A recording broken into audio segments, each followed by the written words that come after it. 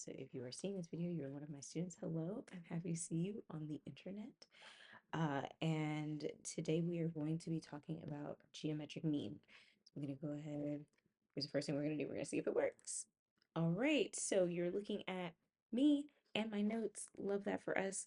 All right, we are going to be talking today about the geometric mean theorem. That is our first lesson as we come back from winter break. And I wanted to start with our do first. So that's like the equivalent of our do now activity. So we're just going to start there. We're going to be finding the arithmetic mean of each set of values. So I did include a little note here. It says, FYI, to find the arithmetic mean, we're looking right there. FYI, to find the arithmetic mean of a set of values, we're going to add them and then divide by the number of values in the set. Okay, so we're going to go ahead, we're going to go ahead and find the arithmetic mean of each set of values. So our first set of values is 10 and 17. 10 plus 17 is equal to 27. And then we need to divide 27 over 2. I would normally leave this as an improper fraction, but you can change it. I'm going to make it 13.5 just because I know some people are going to go ahead and do that. This time, let's take a look at the next set of numbers. We've got 5, 9, and 13. So 5 plus 9 plus 13. I know 5 plus 9 is 14, and 14 plus 13 is 27. So we have 27 again. This time we're dividing it by 3 values since we have 3 values in the set. And that's really easy. It's on a multiplication chart. 27 divided by 3 is 9. So our arithmetic mean, just also our average. I'm going to go ahead and write that up here. This is also called the average. It's not the only way that we average, but you have heard of arithmetic mean referred to as the average before. Okay, this time we have larger numbers, 37, 48, 92. I'm going to see if I can find a strategy. So 48 and 92, I can add that together. That's going to be 140. So 140, and then 37 is going to be 177, and we're dividing that by 3. Don't should go in evenly. 117 will be 5 times, so 59, I believe. So we get 27 is going to be our average there. And then our last set of numbers, 8, 18, and 46. 8 and 18 is 26, so 26 and 46, 26 and 46. It's going to give me 72. I can see I got to carry that 1 there. 72 divided by 3 is, divided by 3, 24, 24 hours. Yep, 72 hours is 3 days. Okay. So here are our first answers. We've done the do first. I just wanted to make sure that you had a quick fluency check on arithmetic mean, since that's what we've been used to, kind of gets us into the math. So before we move anywhere else, we're going to slide over to this section. It says, think about it. We're thinking about angle-angle similarity. This is the abbreviation right here for angle-angle similarity. We use that squiggly in order to indicate similarity in geometry. So it says similar triangles have the same shape, but not necessarily the same size. Why are two congruent angles sufficient to prove that two triangles are similar? Okay, so two similar triangles have the same shape, but not necessarily the same size. So let's think about this. So I'm going to actually draw two triangles. I'm going to do that. Okay. And then I'm going to make a slightly larger one. I'm going to do this, and I'm going to do this. All right. So we have two triangles where we have already marked two sets of congruent angles. So we have this first set of congruent angles right here, which are marked with one curve on the angles, and then we have the second set here, which are marked with two angles on the curve. Now, a couple of things that we want to keep in mind. One, and I'm just going to make bullet points so you can write in complete sentences if that works for you. You can use bullet points and then come to a conclusion in a complete sentence. However your brain is working with it, you can go for that. But one thing that we know is that interior angles of triangles are always going to add up to 180 degrees, right? And we have already established that two of the sets of angles are congruent. Because all of the angles have to add up to 180 degrees, the last remaining angles for both of these triangles here and here must equal the same value because we've already established that the remaining angles are congruent. So I'm going to try to summarize that really quickly. It says, why are two congruent angles sufficient to prove that two triangles are similar? If two sets of corresponding, I'm going to abbreviate angles in a triangle, sorry, still abbreviating as much as possible. If two sets of corresponding angles in a triangle are proven congruent, and congruent means similar and equal. So notice we're using the tilde for similar. We're also using the equal sign underneath it. So same size and same shape.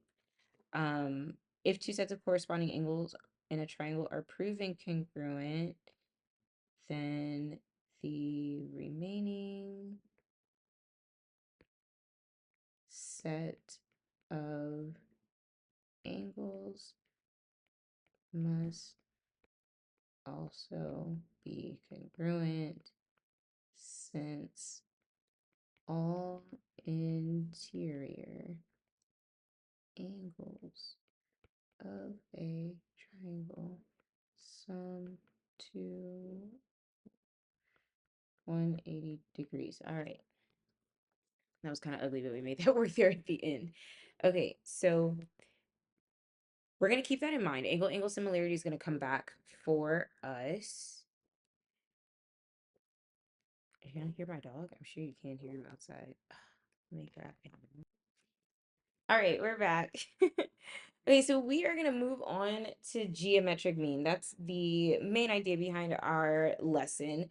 So I'm just going to go ahead and give you kind of how it works, and then we'll go ahead and apply it to the geometry. So just the number theory to start. Geometric mean is going to be the nth root of the product of n values.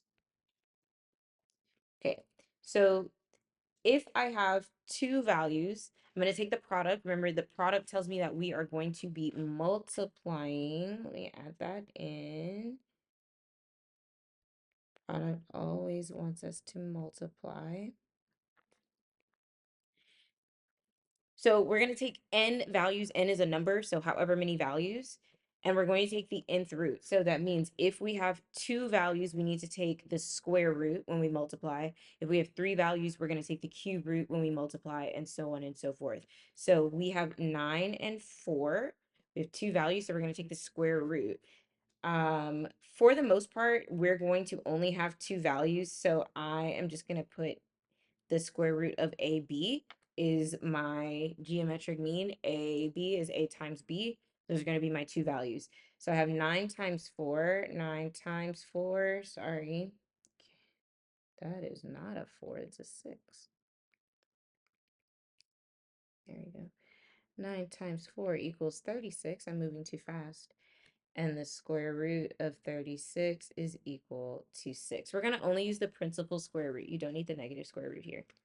All right, so same thing here. We're going to multiply our values together. 4, 10, and 25. If you have to multiply three values together, you can only multiply two of them at a time. So I like to try to find two numbers to multiply that's going to be really easy for me. I know that 4 times 25 is 100. So 4 times 25 is 100, and 100 times 10 is 1,000. So we are going to, I'm going to say 4 times 10 times 25 equals 1,000. And because we have three values this time, we need to take the cube root of 1,000, which is 10. So 10 is going to be our answer there. And I'm going to actually circle those answers in red just so that they stand out for us. All right. So now that we've kind of gotten the idea of how geometric mean works compared to arithmetic mean, we can Remember that with arithmetic mean, we are adding the values and then dividing by the number of values. For geometric mean, we are going to multiply the values and then take the nth root of however many values we had. So we're going to start moving into our geometry study now. So you're going to jump down to the section that says vocabulary. Really quick, just want to make sure that we have these words because they're going to matter to us in a little bit. First definition is the hypotenuse. The hypotenuse is the longest side of a right triangle. Your hypotenuse is always going to be opposite the actual right angle. So if it's marked for you with the little box, it should be. The hypotenuse is always going to be the side that is opposite the right angle. So I'm going to put that here, opposite right angle. All right. Now, the altitude of a triangle really depends on how you look at it. Technically, every triangle has three altitudes. An altitude is considered a perpendicular height. So we want, depending on how, like, whichever side we use as the bottom of the triangle, uh, you're going to have a different distance for the altitude for that perpendicular distance. Now, with a right triangle, we have two sides that are already perpendicular to one another. So technically, two of the sides are two altitudes of the triangle. So this time when we're talking about the altitude, we're actually going to pretend that the hypotenuse of our triangle is the base. So we're going to pretend that that's at the bottom of our triangle. And if I'm pretending that that's the bottom of the triangle, I'm actually wanting the perpendicular distance from my right angle to my hypotenuse.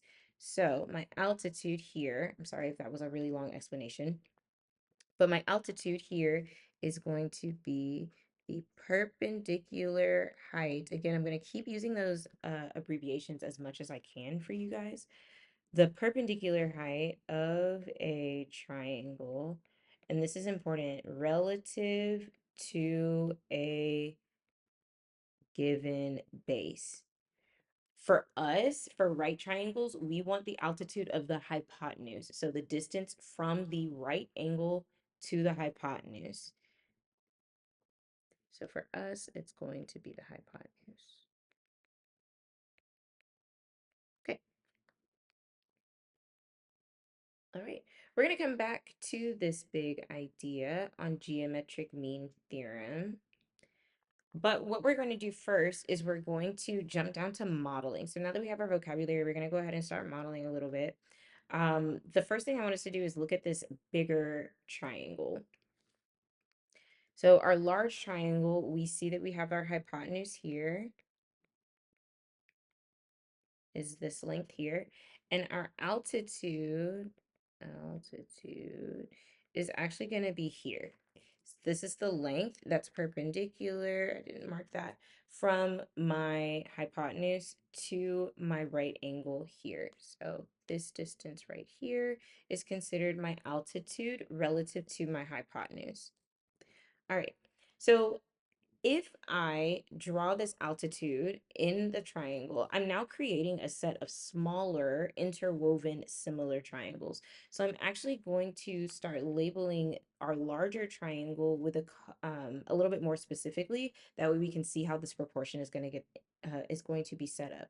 So our hypotenuse, we're going to say that this length here, we're going to say that this is x. We're going to say the rest of the hypotenuse is y. So my hypotenuse is actually going to be x plus y for my largest triangle now.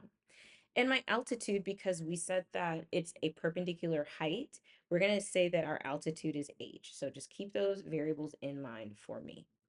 Now, when we draw this altitude, we are now splitting this larger triangle here into two smaller triangles. I'm going to have to move myself so that y'all can, nope, not that. So that y'all can see, here we go. Y'all can see that a little bit better. Move myself there we go. All right, so now we're going to take this large triangle and we're splitting it into these two smaller triangles. So this large triangle is actually equal to this triangle plus this triangle. Now, If I'm only using the variables that we've already established from our largest triangle, and we're going to now be talking about our smaller triangles, we have this section here, we labeled X, and we labeled our altitude as H. But notice now that neither of those parts are the hypotenuse of this triangle.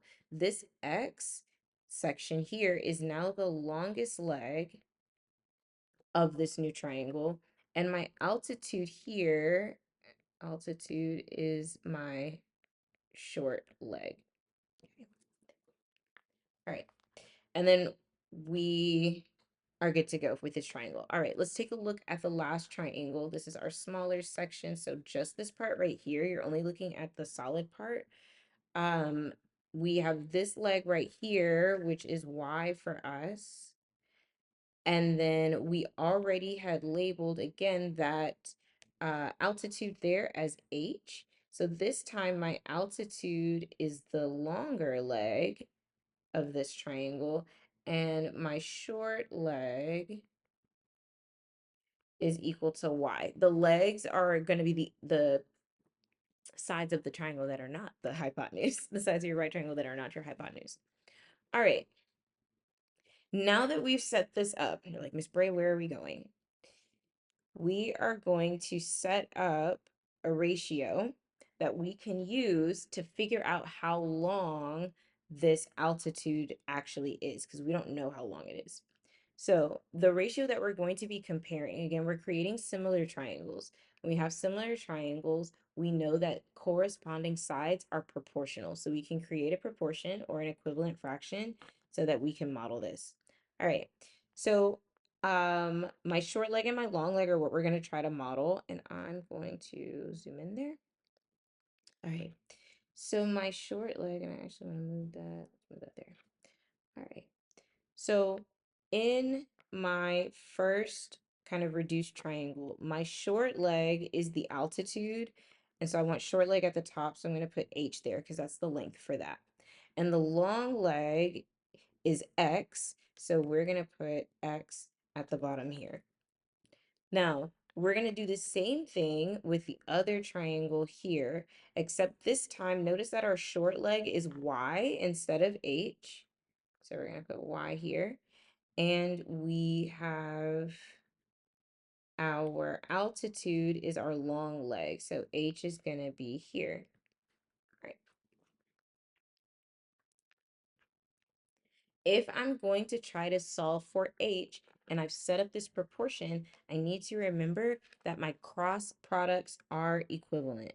So cross products are equal. That means I can multiply. Some of you guys may call that the butterfly method or have some other name for it. I'm going to move myself there now. But we're going to multiply across, and that's going to connect us back to our idea on geometric mean. So if I'm solving, I now have H squared equal to XY. And in order to isolate H, my altitude, I'm going to have to take the square root at this point. So I'm going to take the square root, and actually I would love to go back. I want to change the color. So I'm going to take the square root. The square root of H squared is going to be H. So we have isolated H. And it is still going to be equal to the square root of XY. Now remember, we had just done something really similar with that, where we multiplied some values together and then took their square root. That is what we did when we found the geometric mean back up here, particularly when we only had two values, right? So we multiplied them together, then we took their square root. And I originally had you thinking of it as the square root of AB, and that's okay. But we're going to use different variables. We'll use X and Y this time just to continue using the variables that we used in our model. So now let's take a look at this idea for geometric mean theorem, because we can make a connection between the geometric mean that we saw for just with numbers and how those relate to the side lengths and the length of the altitude here. So a couple things you want to make a note of in this big idea box. The altitude of a triangle hypotenuse is equal to the geometric mean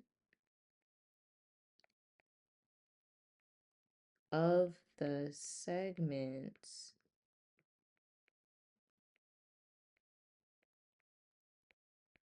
created by the hypotenuse.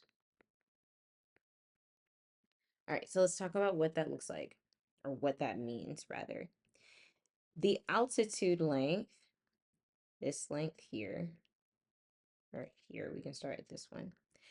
This length is equal to the geometric mean of the segments that are created within the hypotenuse once you divide it. I'm going to have to keep moving myself around. I'm sorry. So the altitude length here is equal to the geometric mean of the two segments that are created when the altitude splits that hypotenuse into two different parts. So we've taken that altitude, it's going to split the hypotenuse into x and y. And in order to find this length, we're going to take the values for x and y, you're going to multiply them, and then you're going to take the square root. Now, like I said, you can find geometric mean for any number of values. We're going to say the nth root of n values, but you can think of it as the square root of two values, right? We're going to, the square root of the product. So we're going to multiply those values together, and then we are going to take their square root. All right. So here's a quick write. Just wanted you to have something to think about as we're moving forward, just to kind of synthesize our thoughts. So it says, drawing an altitude from the hypotenuse of a right triangle, blank, blank, blank, or dot, dot, dot. So I want you to be thinking here, what is happening? What are we creating when we draw draw an altitude in a right triangle? So if I draw an altitude from the hypotenuse, so remember our altitude is going to be that perpendicular height that we're drawing from the right angle of our triangle to the hypotenuse. So we're looking at a perpendicular length. Remember that what we've done now is we've split our triangle into smaller right triangles. Now, every right triangle is automatically the same shape, which means that they can be similar. Well, they're not automatically the same shape. Forgive me. I will go back. I might edit that out. I might not. But all right triangles are going to be similar to one another in this case. So what happens is what we're going to write. I'm going to make sure I'm going to write it in blue this time. Drawing an altitude from the hypotenuse of a right triangle creates two smaller, similar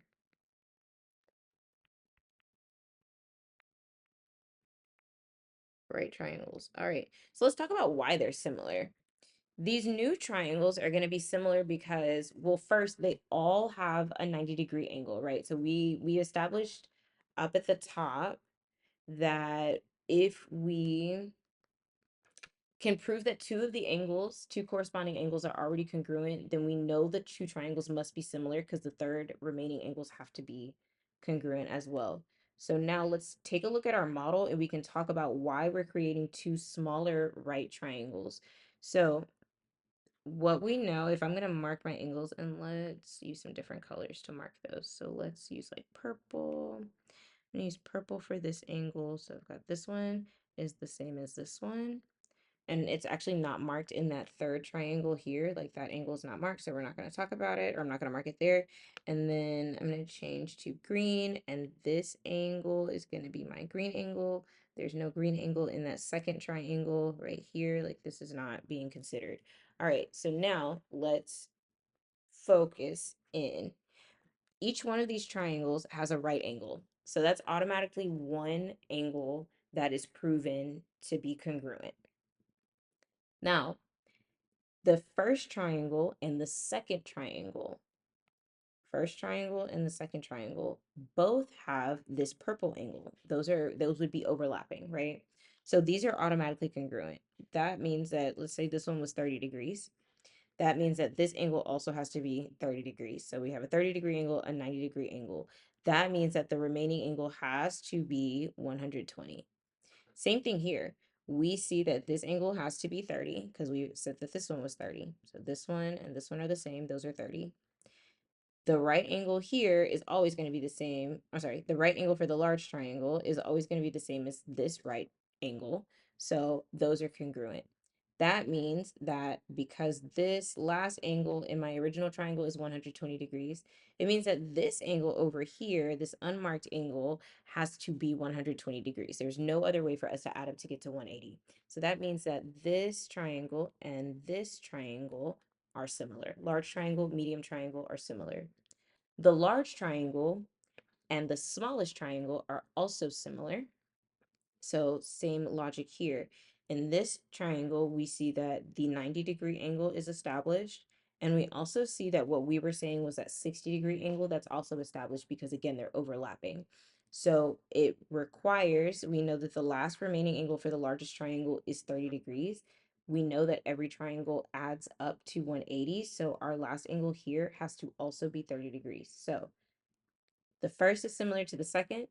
The first is similar to the third. We know that by the transitive property, it means that the second and the third must also be similar. So I'm going to come back to our quick right. It says drawing an altitude from the hypotenuse of a right triangle creates two smaller right triangles. I'm going to add in the note that all triangles are similar. I'm going to use my symbol there by a similarity. So they share the right angle and one other angle with the original. All right. Cool. So that's kind of the big idea on geometric mean. That's the long and short of it. We're going to be finding the length of that altitude in the middle. The way we do that, one more time, the altitude is splitting your hypotenuse into two different sections. You're going to take those lengths, multiply them together, and then you're going to find the square root of them, and that's going to give you the length of that altitude. So we're going to do two problems to practice, and that'll be all I have for you, my friends. All right. So our first one says we are going to find the missing length and they want us to round to the nearest hundredth. I'm going to make my camera just ever slightly smaller. Sorry. Because I want you to focus on the big stuff. All right, we're finding the missing length. We're rounding to the nearest hundredth. So I'm going to set up my proportions first. So I always like to do short over long. You don't have to, but it helps me. And I'm setting up two proportions because we know we're going to multiply those together, or we're going to solve the proportion. So I have two triangles. My first triangle is this section here. So it's going to be triangle, I'm going to put BAD. Got that? Cool. And we have the long leg AD is going to be 7. So I'm going to actually put 7 down here on the long leg. And my short leg is that altitude is 4. So I'm going to put that up there. All right. Now, remember always that our altitudes are going to be like the altitude is going to be the long leg for one triangle and the short leg for another triangle. So those, we should always see that same value repeated in diagonal spaces. So for this smaller triangle that is created, 4, the altitude length is the length of that long leg. So we're going to drop that down here. And x, this unknown value, is the length of our short leg. So we're going to put that up there. Now we are going to go ahead and cross multiply. We know that cross products are equal. 4 times 4 is 16, and that should be equal to 7x. In order to isolate x, I'm going to divide by 7 on both sides. And I do not know 16 over 7 off the top of my head. So we can find it really quickly and figure out what is 16 divided by 7. It's not going to let me, I don't have a calculator there. All right. Here we are. It's more than, I don't know, so 2 2/7. So like 2.28, something like that. I'm gonna leave it as 2.28. I'm gonna verify it. Stay with me. 16/7. As soon as I get a 2.285, I love that for me. Okay, so 2.28 or 2.29, depending on how you want to write. It says round to the nearest hundredth, so 2.29 is going to be our answer because it's 2.285. All right. And you can write that down here. I would probably write it 2.29 units, just because they don't give us a length, but we do want to make sure that we're using units whenever possible. All right. Last one, we're going to slide over. This time they want us to draw the problem and then solve it. So it says, the altitude of a right triangle divides the hypotenuse into two segments whose lengths are 8 centimeters and 24 centimeters. They want us to find the lengths of the legs of the triangle. Goodness. So we actually need to find multiple lengths here.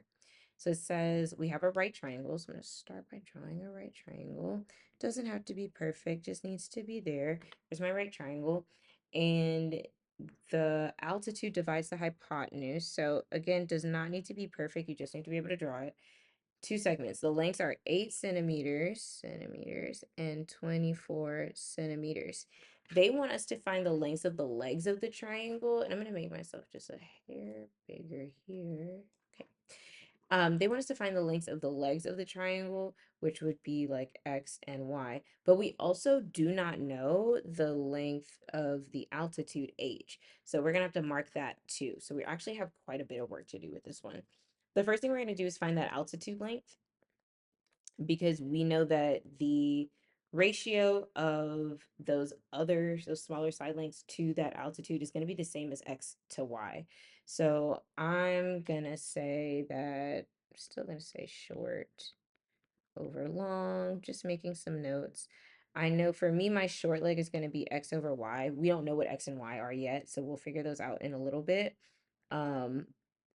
For my smaller triangle, it looks like 8 is my short length and H is my long length, and that makes H my short length and 24 my long length. So I've got quite a few fractions that are set up. What I'm going to do is I'm going to work only with this last half right here so that I can figure out what H is.